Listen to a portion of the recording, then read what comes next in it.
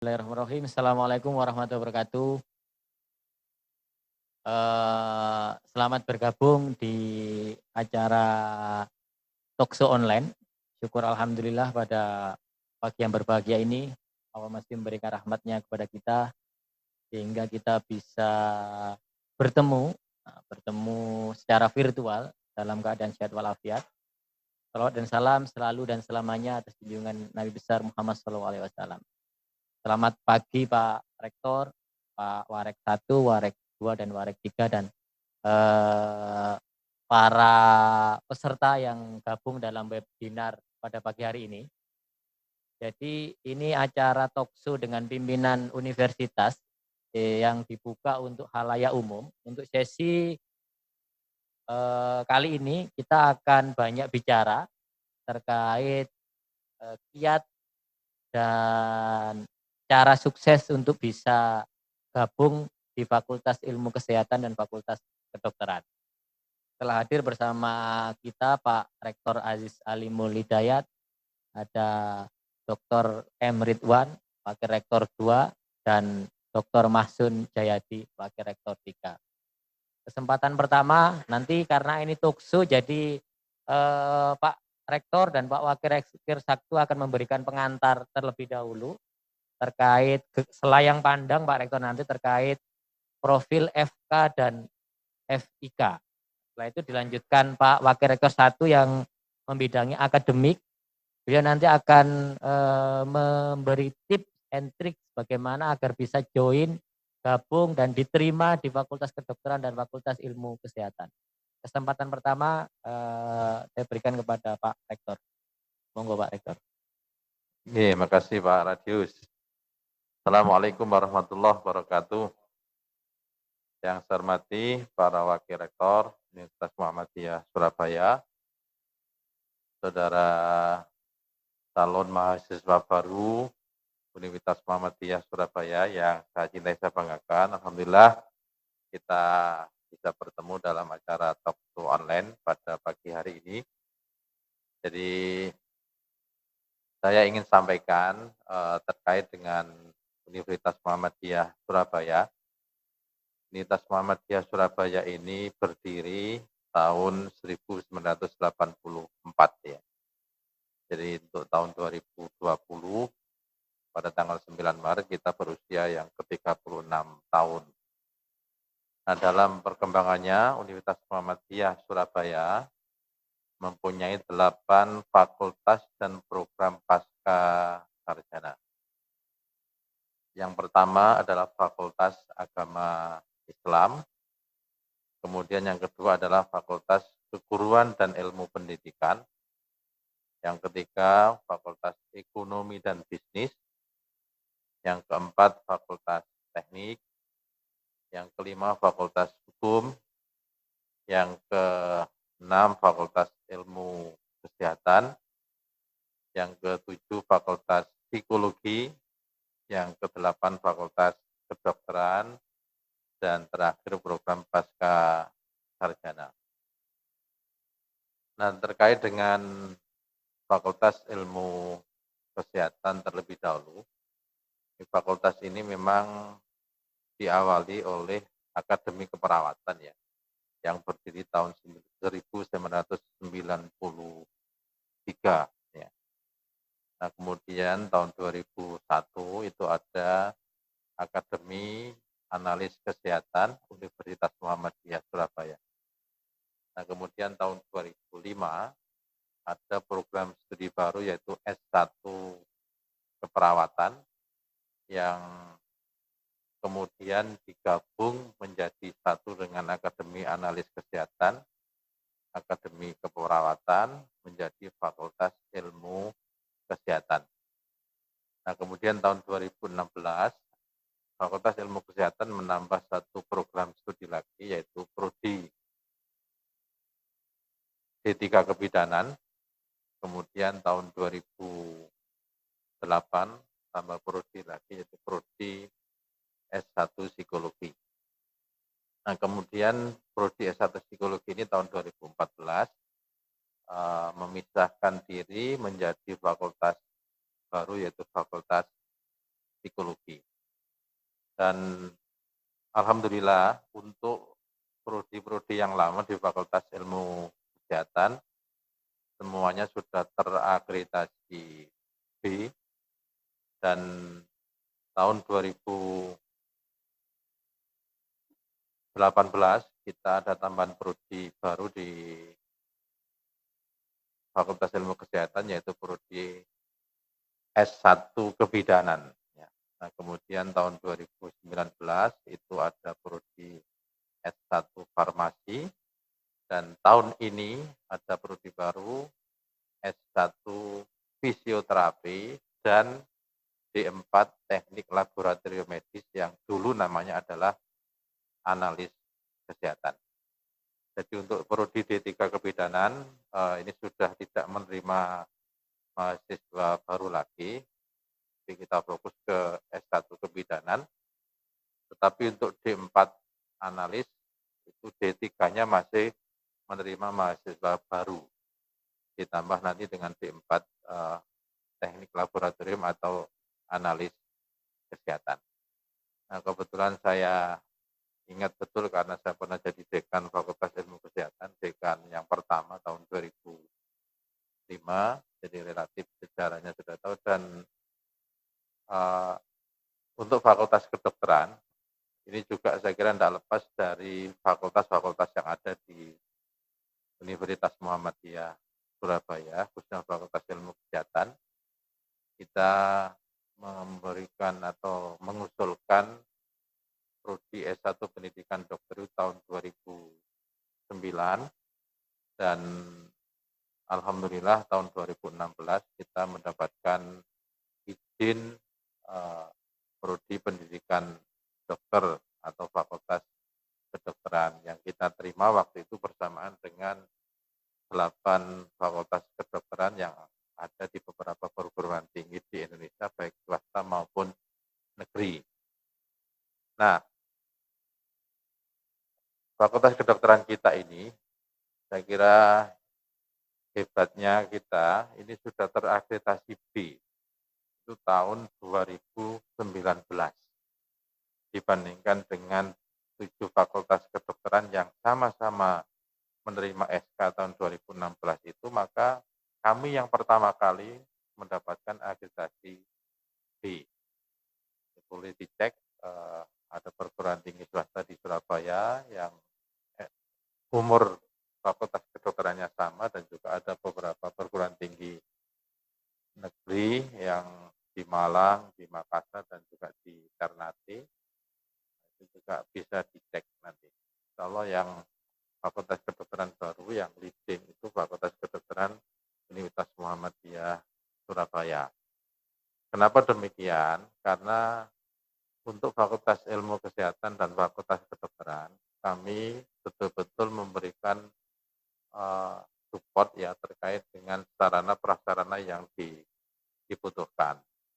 Baik itu yang laboratorium internal di fakultas atau di kampus, tetapi juga kita punya rumah sakit yang memang layak untuk dijadikan lahan pendidikan bagi mahasiswa Fakultas Ilmu Kesehatan dan Fakultas Kedokteran.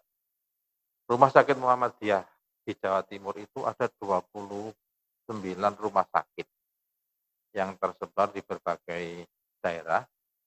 Ini saya kira juga merupakan satu keunggulan dari Fakultas Kedokteran yang dimiliki oleh perguruan tinggi Muhammadiyah, khususnya Universitas Muhammadiyah, Fakultas Kedokteran Universitas Muhammadiyah Surabaya, dan Fakultas Ilmu Kesehatan Universitas Muhammadiyah Surabaya. Tidak ada saya kira Fakultas Ilmu Kesehatan maupun Fakultas Kedokteran yang mempunyai lahan praktek sampai 29 rumah sakit ya. Ditambah dengan rumah sakit negeri yang di Lamongan, Rumah Sakit Dr. Sugiri itu nanti sebagai rumah sakit pendidikan utama untuk prodi pendidikan dokter atau profesi dokter, tapi juga nanti ada beberapa rumah sakit afiliasi dan rumah sakit satelit yang itu dimiliki oleh Muhammadiyah. Jadi inilah keunggulan-keunggulan yang kemudian tergambar dalam akreditasi B yang dimiliki oleh Fakultas Kedokteran dan juga Fakultas Ilmu Kesehatan. Saudara bisa bayangkan baru berumur 3 tahun kita ini sudah terakreditasi B. Saya kira tidak lepas dari sarana prasarana, kemudian juga lahan praktek yang dimiliki oleh Fakultas Kedokteran dan Fakultas Ilmu Kesehatan. Jadi hampir seluruh perguruan tinggi Muhammadiyah itu saya kira secara kualitas memang selalu dipantau oleh pimpinan pusat Muhammadiyah melalui Majelis Pendidikan Tinggi dan pengembangan pimpinan pusat Muhammadiyah. Jadi saudara bisa lihat seluruh fakultas kedokteran untuk perguruan tinggi Muhammadiyah itu semuanya minimal B. Semuanya minimal B. Mungkin ada satu yang sudah A di Jogja, tetapi untuk yang fakultas kedokteran yang sudah berdiri minimal 3 tahun biasanya sudah B. Jadi inilah saya kira yang beberapa hal yang ingin saya sampaikan terkait dengan keunggulan di Fakultas Ilmu Kesehatan dan juga Fakultas Kedokteran. Karena sudah punya gedung tersendiri, termasuk juga untuk fakultas-fakultas yang lain. Kita sudah punya gedung namanya At-Tauhid Tower, gedung 13 lantai yang sementara itu menjadi gedung perguruan tinggi swasta tertinggi di Surabaya, bahkan mungkin Jawa Timur, dan insya Allah sedang kita siapkan untuk pembangunan gedung baru yang namanya At-Ta'awun Tower. Itu pun juga tidak akan kalah dengan tower-tower yang sudah kita bangun, bahkan mungkin akan lebih tinggi. Itu saya kira saudara-saudara calon mahasiswa Fakultas Kedokteran dan Fakultas Ilmu Kesehatan UM Surabaya yang saya cintai. Mudah-mudahan yang saya sampaikan ini semakin memantapkan saudara untuk memilih Fakultas Ilmu Kesehatan dengan beberapa prodi tadi dan juga Fakultas Kedokteran. Saya lupa sedikit, secara sumber daya manusia itu juga luar biasa. Jadi di Fakultas Ilmu Kesehatan itu doktornya yang baik dokter keperawatan maupun dokter kesehatan juga cukup banyak, ada D3, kemudian ada yang S1 keperawatan. Juga di Fakultas Kedokteran, meskipun kita Fakultas Kedokteran baru sudah mempunyai 4 orang doktor ya di Fakultas Kedokteran UM Surabaya yang baru berusia 4 tahun. Saya kira itu mungkin Pak Warek satu bisa nambah terkait dengan kiat atau hal-hal lain yang mungkin menjadi keunggulan Fakultas Kedokteran dan Fakultas Ilmu Kesehatan, dan sekaligus bagaimana cara supaya bisa diterima di dua fakultas tersebut. Moga Pak Warek satu silakan.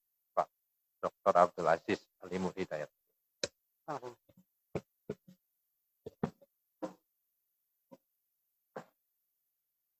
Assalamualaikum warahmatullahi wabarakatuh.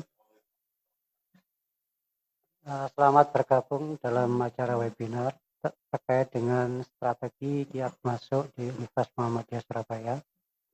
Tadi sudah dipaparkan atau dijelaskan oleh Pak Rektor, maka sebuah hal yang umum yang terjadi atau pada umumnya yang ketika mahasiswa baru masuk ke Universitas Muhammadiyah Surabaya itu harus mengikuti seleksi mahasiswa baru. Nah, tentu kalau seleksi sejak dulu ketika mungkin berdirinya Fakultas Kedokteran maupun Ilmu Kesehatan, belakang ini sudah menggunakan tes basis komputer CBT. Jadi bagi teman-teman calon mahasiswa yang selama ini barangkali sudah terbiasa UTBK atau terbiasa ujian di SMA yang berbasis komputer, itu hampir mirip cara mengerjakannya. Tetapi materi atau substansi dari ujian Ini yang berbeda. Nah, kenapa tes kita lakukan di Universitas Muhammadiyah? Tentu karena yang daftar ini banyak, sedangkan kita harus mengambil mahasiswa tentunya tidak semuanya, karena ada nilai tingkat keketatan yang harus kita perhitungkan. Tadi saya sampaikan bahwa Universitas Muhammadiyah Surabaya di FK itu kan salah satu perguruan tinggi yang relatif baru, tapi sudah memperoleh akreditasi C.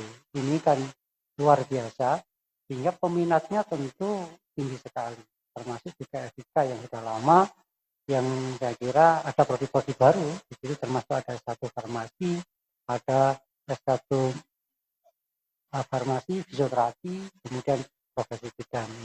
Nah, ini juga memberikan nilai tambah bagi pengembangan di bidang.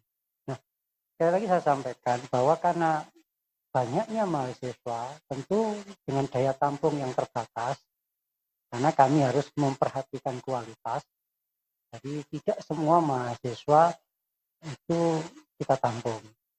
Makanya kalau teman-teman mau bergabung sejak awal, itu biasanya, ini saya sampaikan, biasanya relatif tingkat keketatannya dibandingkan dengan tes gelombang terakhir itu jauh berbeda. Jadi ini yang perlu saya sampaikan, kalau sejak awal itu ikut, persaingannya itu tidak seketat nanti ketika gelombang terakhir. Karena gelombang terakhir itu orang pikirnya karena ini perguruan tinggi swasta dianggap nomor 2, tidak. Sekarang itu kan sama semua perguruan tinggi itu, yang menentukan ya kualitasnya adalah dinilai akreditasi. Nah, karena daya tampungnya terbatas, FK itu juga dibatasi, FIK juga dibatasi, dia tentu harus diseleksi. Maka kami menggunakan standar seleksi pada umumnya yang dilakukan oleh perguruan tinggi Muhammadiyah. Nah, kami menggunakan hampir mirip nama tesnya dengan saat ini dilakukan oleh semua perguruan tinggi negeri, yaitu tes TPS. Tes potensi skolastik itu yang kita sampaikan. Cuman ada materi-materi yang harus kita tambahkan. Jadi kenapa kita sejak tahun kemarin kita menggunakan TPS? Kalau yang beberapa perguruan tinggi negeri yang saat ini menggunakan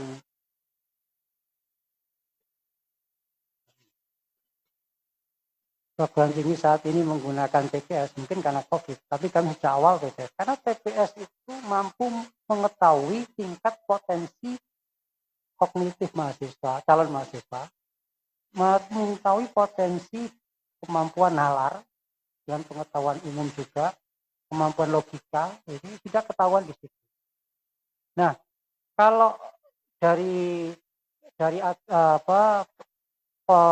variabel-variabel dalam tes itu, maka itu sudah mewakili kita cukup menggunakan tes plastik.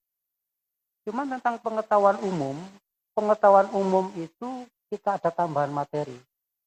Jadi pengetahuan umum yang kita berikan, pengujiannya itu karena kita adalah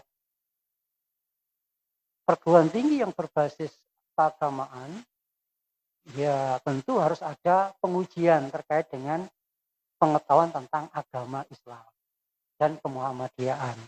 Ini hanya mungkin bobotnya tidak terlalu banyak, tapi ada poin tes yang harus kita ikuti. Makanya kepada calon mahasiswa, ketika saat ini sedang belajar, tolong jangan lupa pelajaran agama yang selama ini diajarkan kita kembali dipelajari, barangkali ada materi-materi nanti yang akan terbitkan. Intinya ujian terkait hak agama itu terkait pemahaman agama secara umum dan ada tambahan sedikit tentang kemuhammadiyahan supaya pengenalan terhadap Muhammadiyah jauh lebih sejak awal Anda dikenali. Maka kalau memang saudara nanti dari latar belakang apapun sekolahnya, tolong belajar atau baca-baca di internet, baca-baca di media massa, barangkali ada informasi terkait dengan amal usaha Muhammadiyah, terkait dengan organisasi Muhammadiyah itu sendiri. Karena itu ada materi yang diujikan supaya itu kenal di awal. Kami masukkan di dalam tes potensi sekolah. Selain itu, tes yang lain hampir sama tadi saya sampaikan. Jadi kemampuan bahasa mungkin tidak terlalu banyak juga terkait dengan aspek-aspek bahasa yang kita ujikan. Tapi aspek penalaran itu jauh lebih dominan, sekaligus aspek logika yang ini yang ingin kita ketahui. Kenapa penalaran atau logika yang kita dominasi di dalam tes yang kita selenggarakan? Karena kami mengharapkan bahwa kemampuan mahasiswa di dalam daya mencoba mengembangkan nalar kritisnya itu ada. Sama di masa depan itu adalah kemampuan berpikir kritis, kemampuan berpikir adaptif terhadap persoalan-persoalan yang nanti dihadapi, itu yang penting. Sehingga sejak awal kalau tes ini diketahui anak-anak ini punya potensi di dalam logika maupun penalaran, maka kemungkinan anak-anak yang masuk nanti akan berhasil di dalam studinya. Dan ini memang terbukti dari evaluasi perjalanan kami, anak-anak atau mahasiswa-mahasiswa yang dulu nilai di dalam TPS-nya bagus, maka ada relevansinya terhadap kecepatan menyelesaikan studi yang dialami. Jadi, strateginya apa kalau nanti ingin supaya mudah diterima di universitas ini? Maka tentu sering-sering belajar. Coba sering membuka tryout yang selama ini diselenggarakan di secara online ya, karena pada saat ini masa pandemi hampir semua bimbingan belajar kan ditutup secara offline. Tapi secara online itu kan ada tryout gratis itu. Coba nanti diikuti, dilatih, karena TPS itu hampir memiliki kemiripan yang sama dengan tes-tes yang lain. Cuman mungkin beda bahasa dan seterusnya. Tapi yang diujikan hampir sama. Di situ strategi ini supaya nanti Anda juga mudah. Nah tentu nanti dari tes yang mau diujikan disiapkan sejak awal. Tentunya Anda kalau mau nanti agar lebih kondisi psikologisnya bagus ya orientasi dulu pada saat sebelum ujian. Karena ini penting mengetahui tes, karena kita juga tidak tahu nanti mungkin dulu di SMA ketika tes berbasis komputer barangkali medannya berbeda, atau mungkin akses yang biasanya pakai laptop sendiri-sendiri yang sudah disetting oleh SMA-nya. Nah, mungkin sekarang dikondisikan di laboratorium IBB kita. Perlu saya sampaikan bahwa tes yang di Universitas Muhammadiyah ini di IBB Center, Computer Based Testing Center. Ini juga satu-satunya juga perguruan tinggi yang masuk dalam rayon di SBMPTN. Jadi nanti juga dipakai teman-teman atau calon-calon mahasiswa perguruan tinggi yang ingin masuk PTN, ini juga dipakai juga di tempat Universitas Muhammadiyah Surabaya. Salah satunya di situ. Nah, barangkali juga perlu diketahui itu bahwa dari sisi standar tesnya, tempatnya ini kami sudah memiliki standar nasional karena ini dipakai uji tes nasional. Nah, sehingga tidak ada keraguan kalau saudara-saudara untuk masuk di perguruan tinggi. Jadi ini yang perlu saya sampaikan bagaimana strategi supaya nanti memudahkan Anda untuk jadi semakin banyak Anda berlatih, semakin banyak mencoba, maka peluangnya kemungkinan besar Anda diterima cukup tinggi. Dan jangan lupa baca buku-buku pendidikan agama khususnya kemudian Islam. Nah, ini juga tidak menutup kemungkinan non muslim juga boleh. Jadi walaupun karena pelajaran agama ini adalah terkait dengan sama pengetahuan umum. Jadi memahami dari sisi sainsnya. Jadi sehingga saya kira siapapun bisa membaca, mengamati. Sehingga nanti juga akan mudah kalau Anda sudah tahu. Sekarang nanti cara menjawabnya ya eman kalau ada soal kira-kira sekian nggak tahu, tapi nggak pernah atau tidak tahu pada soal ini sebenarnya mudah sekali. Karena tidak membaca akhirnya dia tidak bisa. Ini kan eman dibanding dengan soal-soal dengan tingkat kesulitan yang tinggi. Makanya strategikannya nanti ya kerjakan semua soal itu, jangan sampai ada yang begini. Yang paling penting saya pesan jangan percaya pada joki orang-orang yang titip ingin masuk ke universitas, jangan percaya. Karena tes ini murni kami yang mengembangkan dan saya kira joki tidak paham tentang materi-materi yang ada di Al-Islam Kemuhammadiyaan. Dan apalagi kami juga menggunakan protokol yang ketat sekali di dalam seleksi. Tahun kemarin saja sudah kena ini joki yang sudah yang ingin memfasilitasi orang-orang tes sudah kita kita tangkap, kita serahkan ke Polsek. Dan jangan percaya, nanti efeknya kepada Anda semua. Yakinkan bahwa Anda memiliki potensi bisa masuk di Universitas Muhammadiyah Surabaya. Dan selamat bergabung. Saya kira banyak tadi prodi-prodi yang sudah dipaparkan selain FIK dan FK ini memang saat ini menjadi keunggulan di Universitas Muhammadiyah Surabaya. Tapi juga di samping itu banyak prodi-prodi lain yang sekarang ada prodi baru ini. Mudah-mudahan Anda nanti saya doakan bisa bergabung dalam seleksi minggu depan terkait dengan seleksi Fakultas Ilmu Kesehatan maupun Fakultas Kedokteran. Terima kasih, itu saya kembalikan lagi ke Pak Rektor. Semoga Pak Rasis mungkin dibuka untuk dialognya.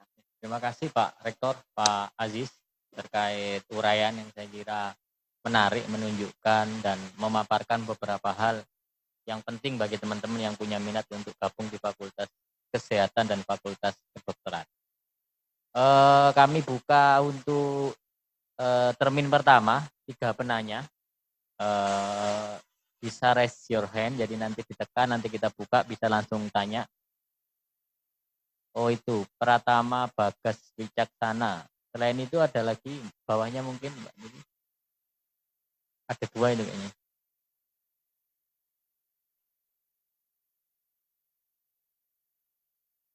Oh sama Ardia, oke 2 itu. Bagas, Pratama Bagas dulu Mbak Titis. Nah itu disambung Ardia Pramesti. Sebutkan nama dan asal SMA-nya. Baik, terima kasih. Assalamualaikum warahmatullahi wabarakatuh. Silakan Mas Bagas. Assalamualaikum warahmatullahi wabarakatuh. Waalaikumsalam. Perkenalkan, nama saya Pratama Bagas Wijaksono. Saya dari SMA Takmiria Surabaya. Saya ingin bertanya untuk Bapak Rektor. Untuk jaringan rumah sakit sendiri di Universitas Muhammadiyah seperti apa, Pak? Kalau kita ingin kuliah di FK ataupun di FIK. Dan juga kebetulan karena saya dari SMA yang berbasis Islam juga, tapi bukan Muhammadiyah, itu kalau saya ingin kuliah di FK ataupun FIK di Universitas Muhammadiyah Surabaya itu berapa peluangnya, itu seberapa besar saya bisa untuk kerja di rumah sakit miliknya Muhammadiyah. Kan kita tahu juga Muhammadiyah punya banyak rumah sakit baik di Surabaya maupun di luar Surabaya. Terima kasih. Assalamualaikum warahmatullahi wabarakatuh. Selamat. Pertanyaan yang bagus dari yang perempuan tadi ada Mbak Titi. Ini Oh Vicky, oke Vicky. Silakan Mas Vicky, sebutkan asal SMA-nya.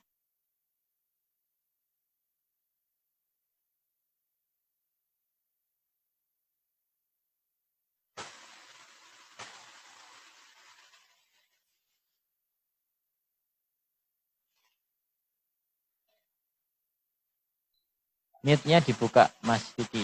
Oke, perkenalkan dari SMA mana Mas Vicky? Oke, Assalamualaikum. Saya Vicky dari salah satu sekolah SMK Kesehatan di Surabaya. Kebetulan dari kemarin juga nyoba-nyoba nyari yang kesehatan, kampus yang ada kesehatan kedokteran ataupun kesehatan begitu. Mungkin saya lebih bertanya ke ininya aja, Pak. Apa perbedaan antara kampus-kampus kesehatan atau kampus-kampus kedokteran yang ada di Surabaya itu, UM Surabaya lebih unggul dari segi apanya, Pak, begitu? Yang membedakan UM Surabaya dengan kampus-kampus yang ada kesehatan sama kedokterannya yang di Surabaya, Pak.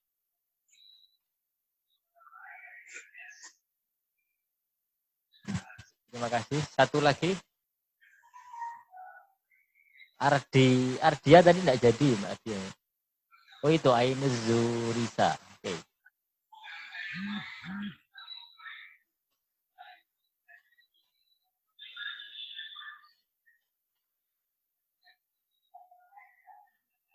Oke, Mbak Ainun.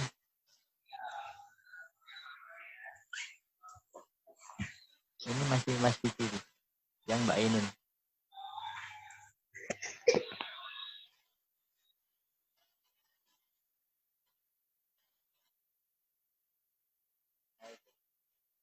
Bisa dibuka. Oke. Oke, silakan Mbak Ainun.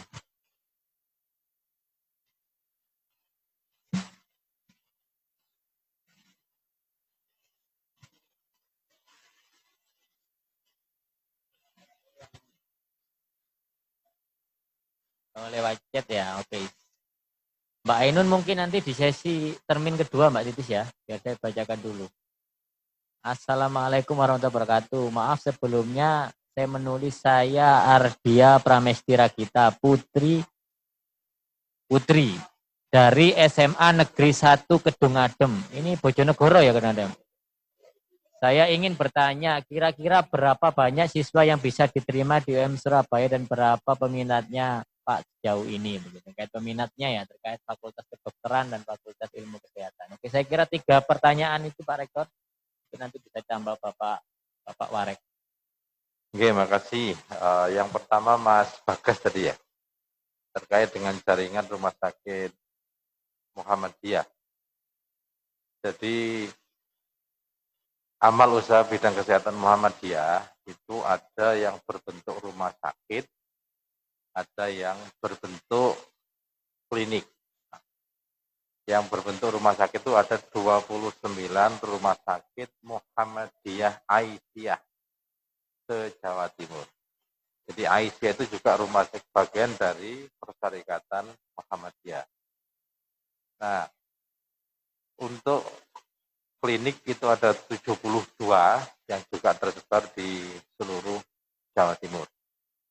Nah, kita memang untuk rumah sakit pendidikan utama, untuk Fakultas Kedokteran, itu menggunakan Rumah Sakit Umum Dr. Sugiri Lamongan. Nah, tetapi ada rumah sakit afiliasi, ada rumah sakit satelit, itu semuanya menggunakan Rumah Sakit Muhammadiyah Aisyah yang ada di Jawa Timur. Nah, tentunya nanti ada bagian-bagian untuk praktek klinik atau praktek dokter muda yang sebagai penguatan. Mungkin kasus-kasusnya tidak bisa kita temukan di rumah sakit pendidikan utama, itu bisa kita temukan, misalnya kalau di Lamongan ada Rumah Sakit Muhammadiyah Lamongan, kemudian di Sepanjang ada Rumah Sakit Siti Khadijah, kemudian di Ponorogo ada Rumah Sakit Aisyah Ponorogo yang masing-masing punya keunggulan. Jadi kalau Lamongan dan Khadijah itu sebagai rumah sakit kedaruratan, ada juga trauma center kan begitu. Begitu juga dengan rumah sakit misalnya Gresik, Surabaya, itu keunggulannya di bidang obstetri dan ginekologi. Nah, sehingga ketika nanti saudara kuliah di Fakultas Ilmu Kesehatan dan juga Fakultas Kedokteran yang Surabaya, insya Allah saudara nanti akan belajar kasus-kasus yang sangat variatif yang bisa saudara dapatkan di Rumah Sakit Muhammadiyah Aisyah.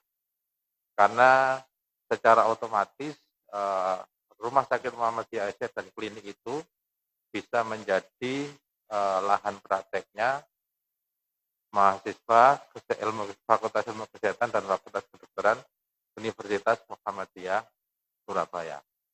Nah, kemudian yang menjadi keunggulan yang seperti saya sebutkan tadi, dari sisi sumber daya manusia, insya Allah kita itu sudah mempunyai 4 orang dokter, yang kalau Fakultas Kedokteran baru itu belum tentu ya punya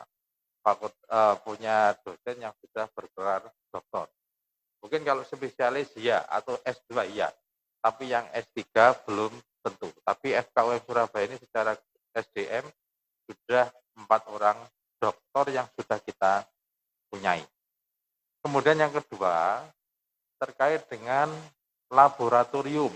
Itu baik nanti skill lab, ruang tutorial, ruang kuliah teater, semuanya dimiliki oleh Fakultas Kedokteran Universitas Muhammadiyah Surabaya.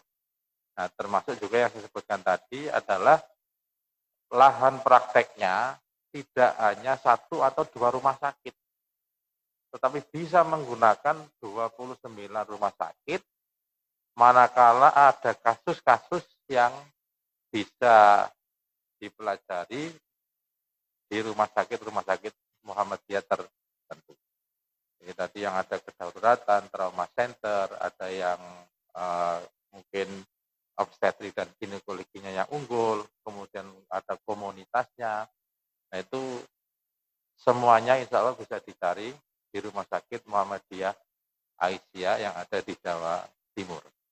Andaikan nanti di Jawa Timur variasinya kurang, kita bisa kerjasama dengan Rumah Sakit Muhammadiyah yang ada di Yogyakarta, di Jawa Tengah, yang jumlahnya juga puluhan. Jadi kalau sudah bicara tentang Muhammadiyah itu, kalau sudah bicara lahan prakteknya, insya Allah tidak akan menemui kendala atau kesulitan.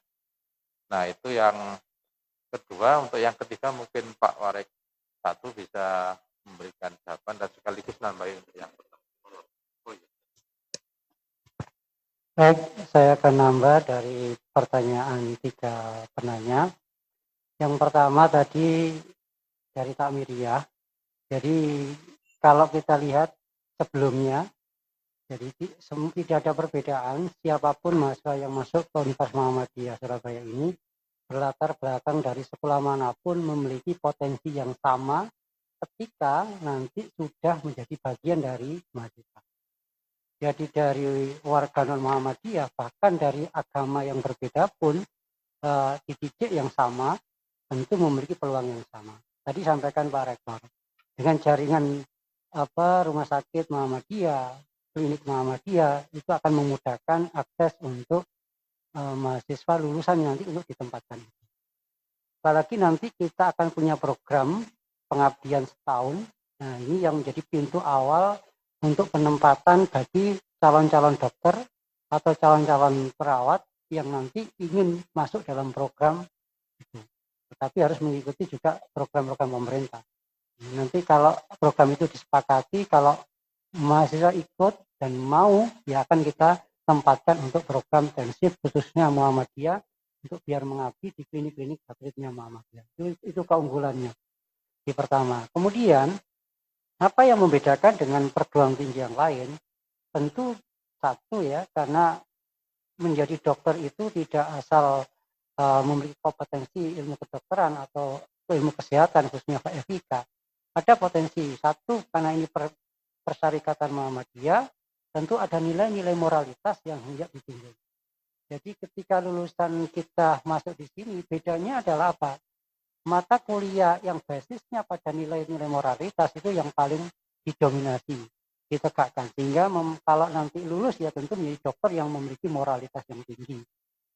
Jadi kalau itu yang dilakukan. Selain itu, kami juga membekali jiwa entrepreneur. Makanya kampus kami ini kan punya nilai 3 dasar, moralitas, intelektualitas, dan entrepreneurship.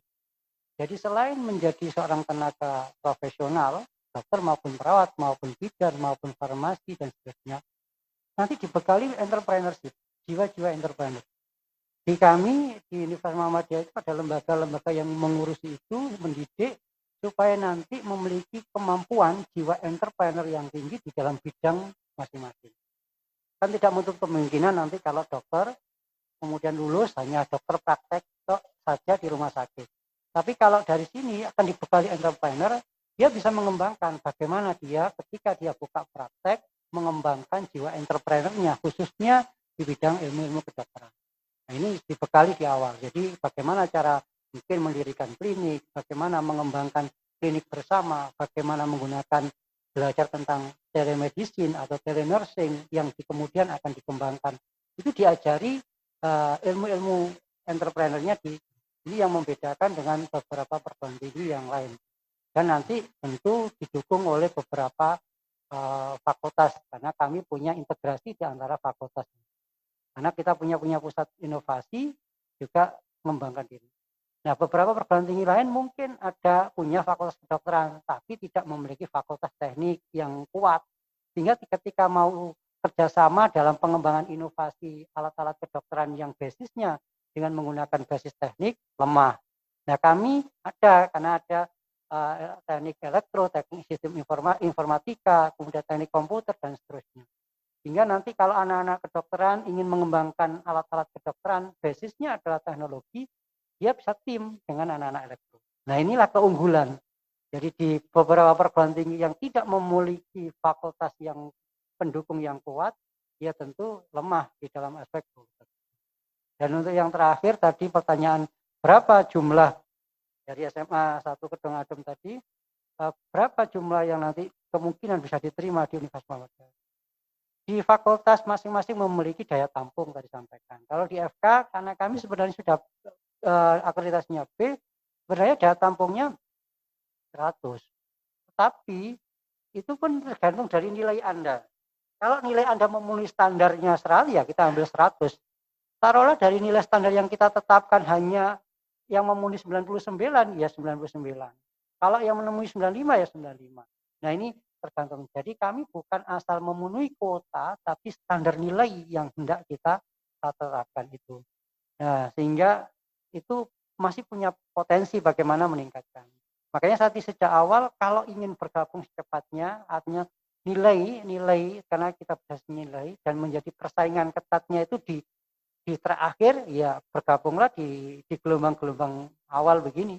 Ini punya potensi Anda bersaingnya, tingkat keketatannya mungkin kalau dibanding dengan nanti gelombang kedua ya, kemungkinan itu akan jauh lebih berat.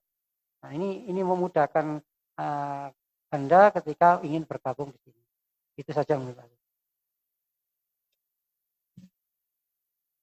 Terima kasih Pak Rektor dan Pak Wakil 1. Ada Pak Ridwan, Pak Masun.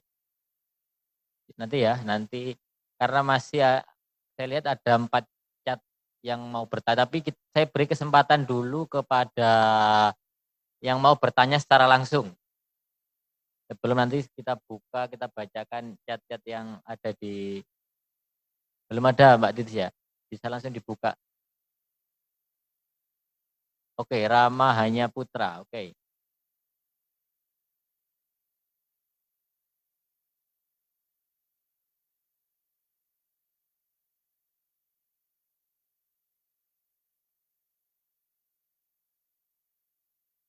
Silakan Mas Rama. Assalamualaikum warahmatullahi wabarakatuh. Waalaikumsalam. Terima kasih atas pemberian kiat-kiat dari Bapak Rektor ataupun Wakil Rektor dan jajarannya. Saya ingin menanyakan, sebelumnya saya Rama Arya Putra dari SMAN 2 Ngadirojo Pacitan. Nah, saya lebih menanyakan nanti bagaimana cara Universitas Muhammadiyah Surabaya ini menerapkan protokol kesehatan, baik nanti selama melakukan tes CBT, wawancara, atau tes kesehatan, hingga nanti melakukan perkuliahan di kampus ataupun di lahan praktek. Mungkin itu saja. Terima kasih. Assalamualaikum warahmatullahi wabarakatuh. Terima kasih Mas Rama. Oke, kita beri kesempatan 2 lagi. Oke, langsung ke chat aja.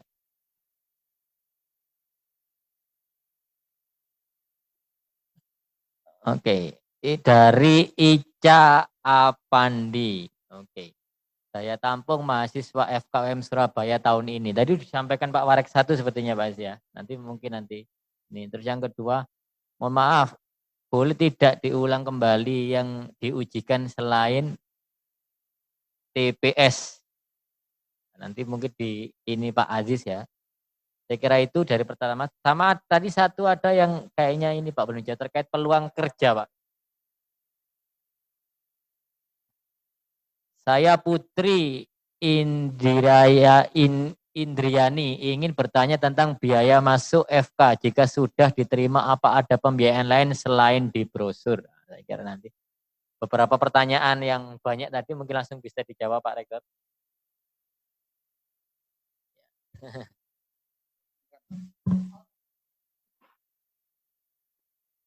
Ya, baik, yang pertanyaan dari Mas Rama ya, Mas Rama. Jadi nanti terkait dengan protokol kesehatan selama pelaksanaan tes, kalau sudah disiapkan oleh tim Fakultas Kedokteran dan Fakultas Ilmu Kesehatan dan juga tim PFB, tentunya nanti kapasitas CBT kita itu 140. Jadi karena 140, maka itu tidak kita gunakan semua, hanya 70. Sehingga nanti yang mengikuti tes CBT itu kita bagi beberapa sesi. Tiap sesi itu ada 70. Nah, tentunya untuk penggunaan masker ini wajib. Kemudian untuk pemeriksaan suhu menggunakan termoscan atau termogan itu juga selalu akan kita lakukan bagi yang suhunya di atas 38 derajat, tentunya nanti kita tunda dulu untuk tidak mengikuti tes pada saat itu. Nah, kemudian juga nanti kita siapkan untuk sarana cuci tangan sebelum masuk ke ruang tes. Nah, untuk pengawas nanti akan menggunakan alat pelindung wajah di samping masker dan menggunakan sarung tangan. Secara prinsip kita ingin meminimalisir penularan COVID dari orang yang satu ke orang yang lain. Itu yang menjadi prinsip utama. Nah, tentunya ada alat-alat sebagai pelindung, baik tadi masker, mungkin juga alat pelindung wajah dan beberapa hal yang lain. Nah, kemudian juga nanti ketika saudara sudah lulus ujian tulis akan kita umumkan dilakukan uji kesehatan. Nah, uji kesehatan ini tidak akan kita laksanakan di rumah sakit. Karena kalau dilaksanakan di rumah sakit, risiko terpapar COVID-19 ini lebih besar, akan kita laksanakan di kampus sendiri dengan menggunakan laboratorium yang sudah ada, yang dimiliki Fakultas Kedokteran maupun Fakultas Ilmu Kesehatan, dan akan mendatangkan untuk fototorak itu mendatangkan radio alat fotonya ya, dan sekaligus radiografernya yang portable yang bisa dibawa ke kampus ya. Karena nanti ada pemeriksaan fototorak, kemudian narkoba, juga untuk rapid test, dan juga dilaksanakan untuk pemeriksaan fisik yang lain, khususnya mata. Jadi ini semua kita lakukan untuk mengurangi atau meminimalisir penyebaran COVID-19 dari orang yang satu ke orang yang lain, ya, termasuk sarana prasarana ruang CBT nanti setelah sesi pertama selesai tentunya akan kita disinfektan dengan supaya setelah digunakan keyboard yang digunakan pada sesi pertama itu nanti sudah steril lagi dan siap digunakan untuk yang sesi kedua. Jadi tentunya kita physical distancing itu juga kita lakukan untuk menghindari penyebaran COVID-19 itu. Itu yang saya kira protokol kesehatan yang akan kita lakukan, dan insya Allah kita jamin keamanan dan risiko tertular insya Allah tidak ada. Monggo Pak Warek satu.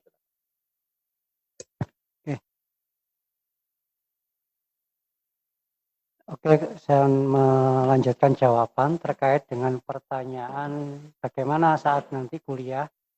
Kuliah tetap akan dimulai di pertengahan September. Di sini kita sudah menggunakan sistem blended learning.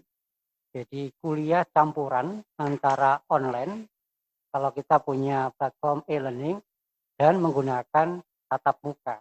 Cuman nanti ada pengaturan karena ini sampai Desember kebijakan pemerintah sudah memberikan peluang hampir semua perguruan tinggi menggunakan online. Tapi kami mencoba menggunakan dua pendekatan blended, yaitu tatap muka dan online. Kenapa kok tatap muka? Karena ada mata kuliah yang harus hadir praktikum seperti itu. Kemudian tetapi dalam ketika tatap muka kita mengatur jumlah peserta kuliah. Jadi satu kelas mungkin antara 20 sampai 25. Karena kapasitas satu kelas biasanya 50-an, sehingga kita harus bagi beberapa kelas. Itu yang nanti ketika kalau memang ada beberapa mata kuliah yang wajib untuk tatap muka.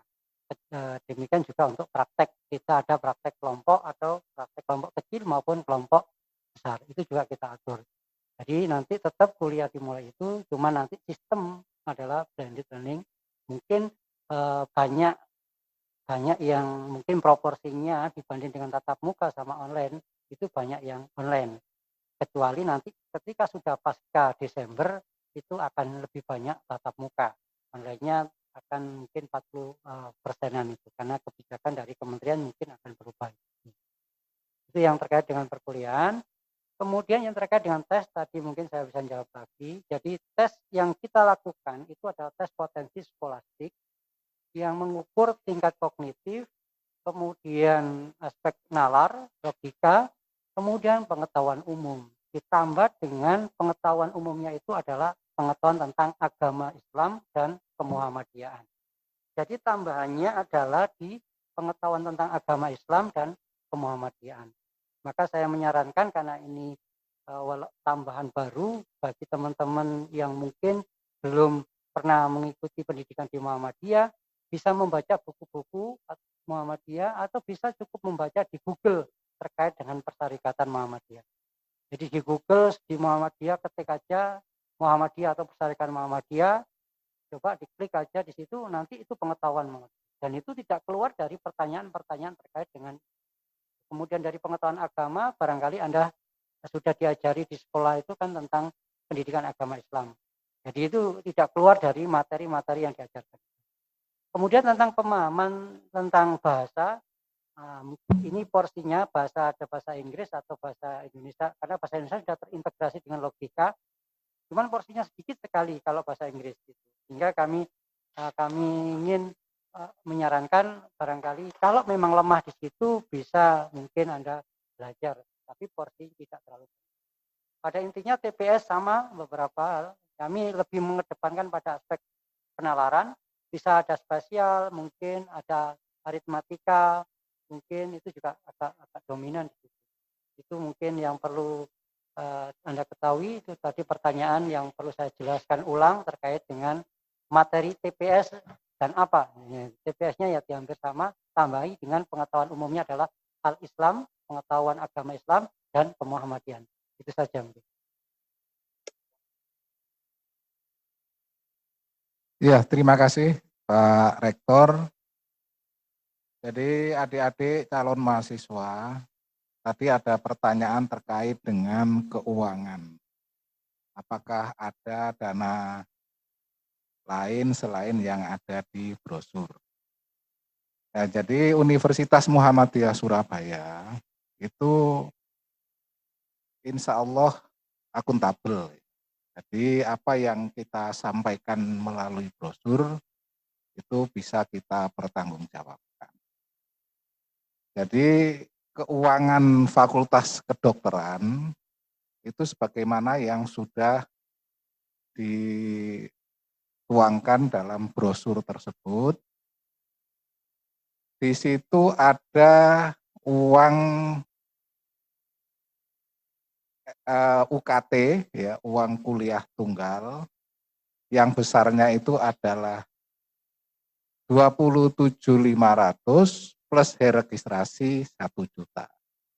Kemudian ada uang DPP wajib itu 225 yang diangsur selama 2 semester.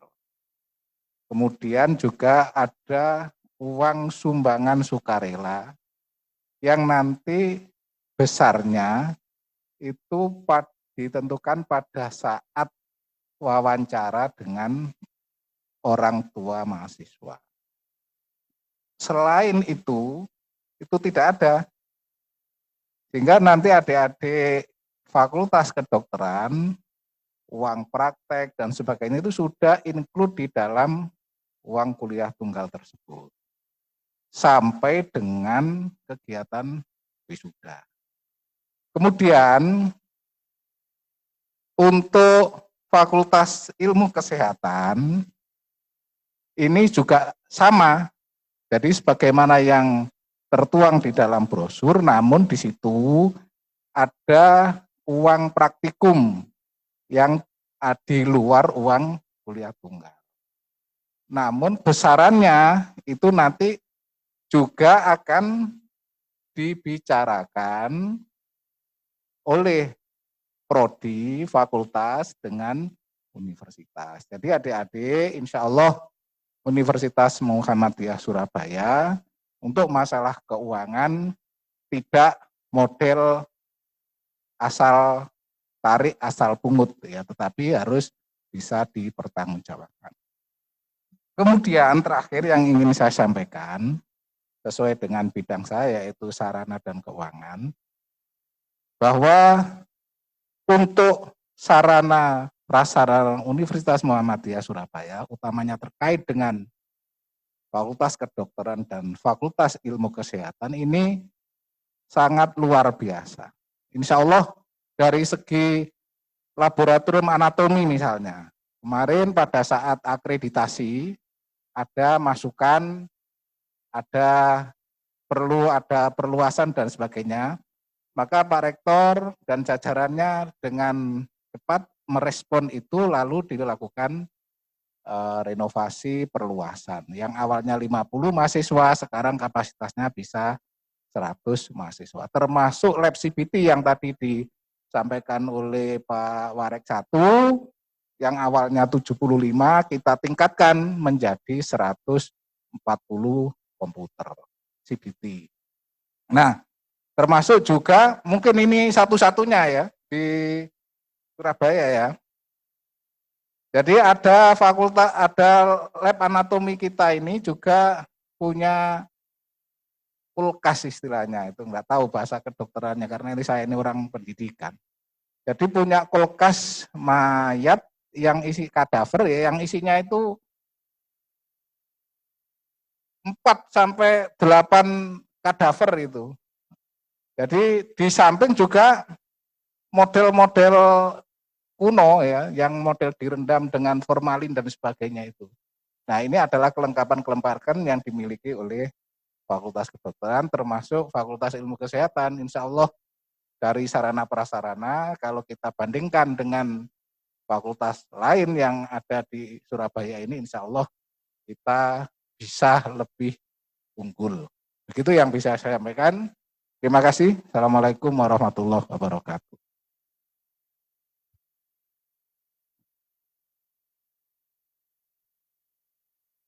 Terima kasih atas penjelasannya. Masih ada Mbak Didi?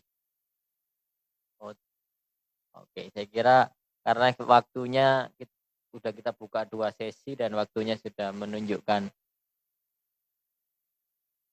Ada lagi Pak Rektor? Pripun dilanjut ya. Oke, satu lagi. Assalamualaikum warahmatullahi wabarakatuh. Selamat siang, saya Alfian Syah Noval Siswanto dari SMA Negeri 1 Genteng Banyuwangi. Yang terhormat Bapak Rektor beserta jajarannya, saya ingin bertanya untuk persyaratan usia masuk di Fakultas Kedokteran UM Surabaya. Disebutkan maksimal 24 tahun. Tahun ini ketika saya mendaftar di gelombang 2, usia saya 23 tahun 5 bulan. Misalkan tahun ini saya tidak diterima, apakah tahun depan saya masih bisa mendaftar mengingat usia saya sudah 24 tahun lebih beberapa bulan, tapi belum sampai usia 25 tahun. Kira-kira bagaimana Pak? Mohon pencerahannya dan dari Bapak sekalian. Terima kasih. Wassalamualaikum warahmatullahi wabarakatuh. Ada atasnya kayaknya satu lagi Mbak Titi itu terkait bidik misi tadi itu.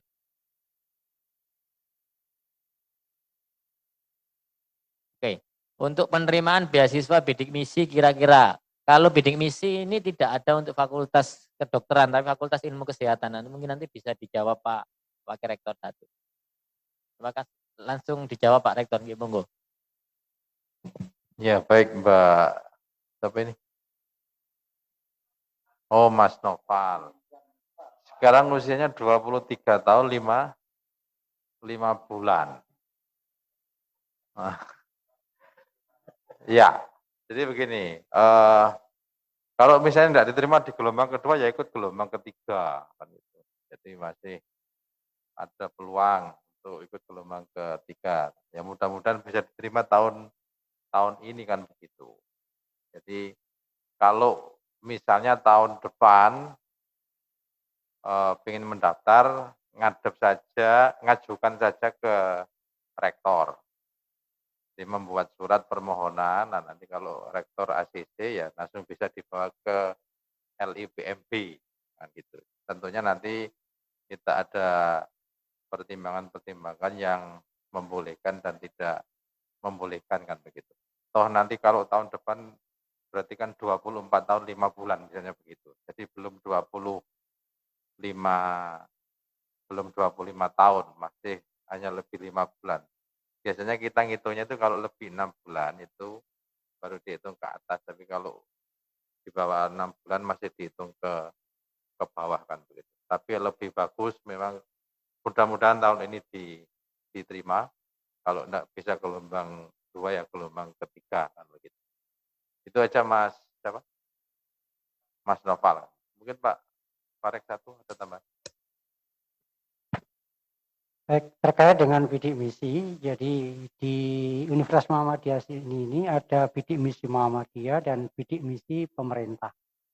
Nah, untuk yang pemerintah itu sudah diatur syarat-syarat bidik misi minimal perguruan tinggi atau prodinya itu B. Yang kedua, prodi mengajukan program bidik misi.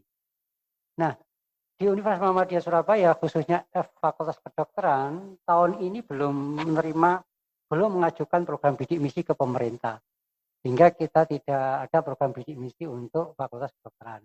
Namun di Fakultas Ilmu Kesehatan nanti ada beberapa prodi yang bisa memenuhi syarat untuk bidik misi, seperti keperawatan, kemudian D3 maupun S1 itu, kemudian analis, D3 teknologi laboratorium medis, khusus yang farmasi, fisioterapi, profesi bidan itu juga belum memenuhi persyaratan untuk diajukan untuk bidik misi. Jadi kami hanya memberikan peluang di situ kalau mau ingin bidik misi di situ. Nah, untuk bidik misi Muhammadiyah itu yang ditentukan di Universitas Muhammadiyah, khusus dari Muhammadiyah.